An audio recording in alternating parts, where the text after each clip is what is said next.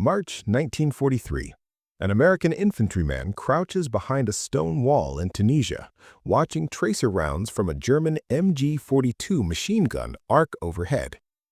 The bullets appear to curve as they fly, bending in impossible trajectories that defy what he learned about ballistics in training. He reports this to his sergeant. The sergeant has heard similar reports from 3 other men in the platoon.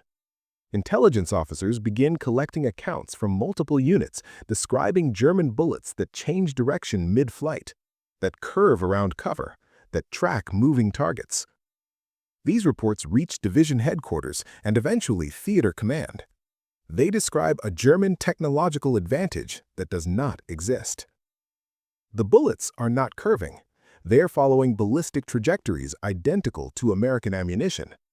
What soldiers are observing is an optical illusion created by tracer burn patterns, combined with ricochet effects and the human brain's tendency to construct false causation when projectiles arrive from unexpected angles.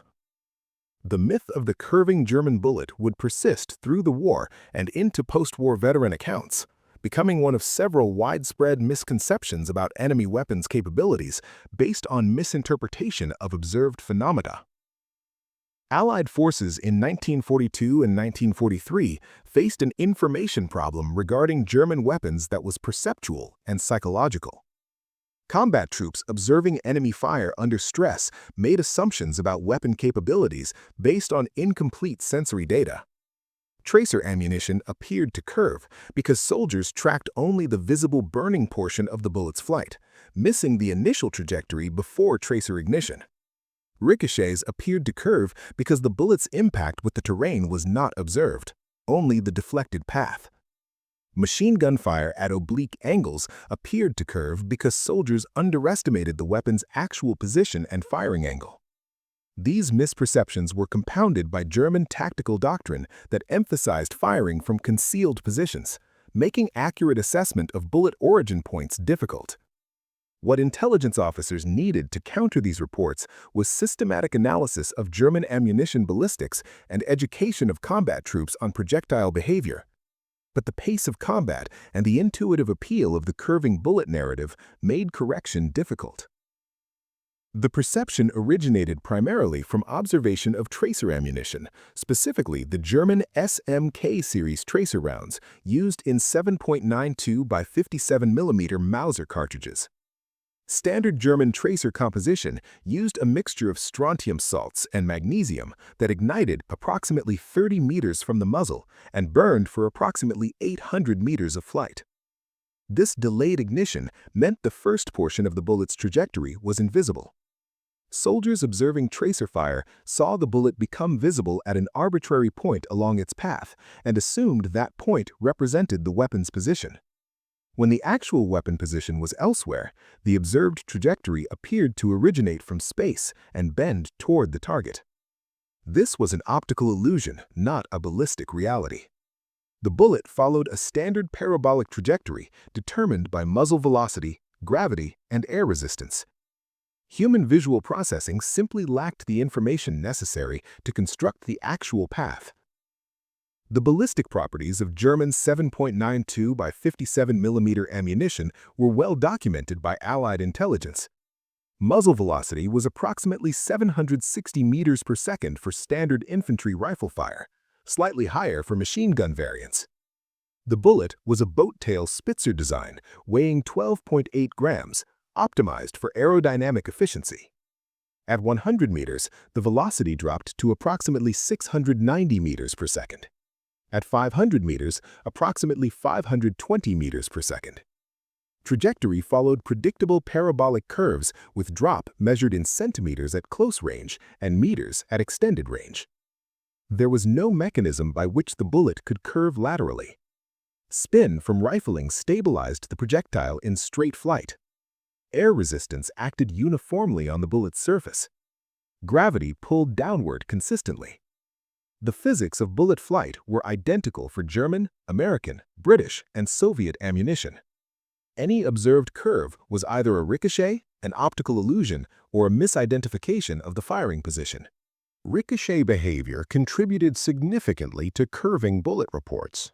Bullets striking hard surfaces at shallow angles deflected predictably but dramatically. A bullet striking stone at a 15-degree angle could deflect 30 degrees from its original path. A bullet striking metal at similar angles could deflect even more sharply. German machine gun tactics emphasized grazing fire across likely approach routes, deliberately using ricochet to extend beaten zones. Bullets skipping off terrain created secondary trajectories that appeared to originate from nowhere and arrive from unexpected directions. Soldiers observing these ricochets from cover saw only the deflected portion of the flight and concluded the bullet had curved. Testing conducted by U.S. Ordnance in 1943 demonstrated that ricochet angles were consistent and predictable but appeared random to observers who did not witness the initial impact. Allied intelligence attempted to address the misconception through technical bulletins and training materials distributed to combat units in 1943 and 1944.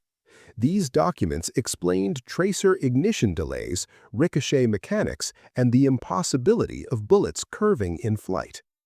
The materials had a limited impact. Soldiers who believed they had observed curving bullets resisted correction, citing personal experience over technical explanation. Unit cohesion and shared narrative reinforced the myth. If one soldier reported curving bullets and others respected his judgment, the report gained credibility regardless of physical impossibility. The myth persisted not because evidence supported it, but because combat conditions prevented systematic observation and because the narrative filled a psychological need to explain why bullets arrived from unexpected directions. Comparison with similar myths about Allied weapons reveals pattern recognition in wartime perception. German soldiers reported that American .50 caliber machine gun bullets exploded on impact, causing wounds disproportionate to bullet size. This was based on observation of soft tissue damage from high-velocity impacts, not explosive bullets. Japanese soldiers reported that American flamethrowers could shoot around corners based on observing flame spread patterns in confined spaces rather than actual trajectory manipulation.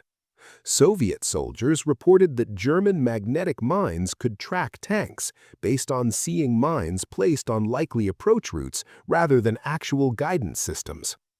Each myth represented an attempt to explain observed effects using available conceptual frameworks rather than understanding actual mechanisms.